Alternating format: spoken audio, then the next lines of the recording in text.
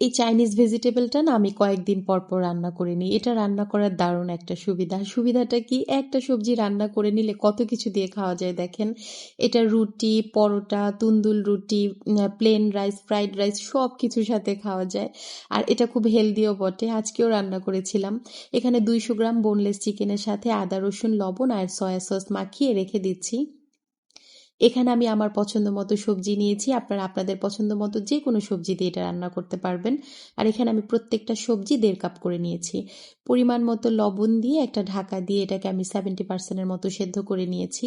আর এই পর্যায়ে লবণটা দিলে আমার কাছে মনে হয় কি সবজির ভিতর খুব ভালোভাবে লবণটা ঢোকে আর সবজির কালারটাও বেশ চমৎকার থাকে। আপনারা চাইলে পরবর্তীতেও দিতে পারেন। আচ্ছা, সবজিটা কিন্তু আমি নামিয়ে পানি ঝরিয়ে নিয়েছি। আর এখানে 1/3 কাপ তেলের ভিতর পেঁয়াজ, রসুন আর কাঁচামরিচ দিয়ে একটু সটে করে নিয়েছি। মেরিনেট করে রাখা চিকেনটা এখানে দিয়ে দিচ্ছি। দিয়ে চিকেনটাকেও একটু নেড়েচেড়ে রান্না করে নেব। চিকেনের কালারটা চেঞ্জ হওয়ার পর আমি এখানে 1 টেবিল চামচের মতো কাঠবাদাম বাটা অ্যাড করেছি। যে কোনো বাদাম বাটা এখানে অ্যাড করা যাবে, তবে বাদামটা অবশ্যই ব্যবহার করবেন।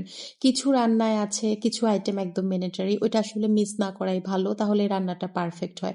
আবার আমাদের অনেকের ধারণা যে কিছু রান্নার ভিতরে অতিরিক্ত মশলা ব্যবহার করলেই হয়তো খেতে ভালো লাগবে। আসলে যে রান্নার জন্য যে মশলাটা ততটুকু ব্যবহার করলেই রান্নাটা পারফেক্ট। আর এখন হচ্ছে এখানে আমি এটাকে চিকেনের সাথে কয়েক মিনিটের মতো সবজিটাকে নেড়েচেড়ে রান্না করে নেওয়ার পর 1 কাপের মতো পানি দিয়ে দিলাম। আমাদের বাসায় আবার এটা একটু পাতলা পাতলা খেতে পছন্দ করে, তাই আমি একটু পানির পরিমাণটা বেশি দিয়েছি। আপনারা এটা আরো ঘন করতে চাইলে পানির পরিমাণটা কমিয়ে দিবেন। এই তো ঢাকা দিয়ে আমি হাই ফ্লেমে কিন্তু 5 মিনিটের মতন রান্না করেছি, এর বেশি রান্না করার আর দরকার নেই।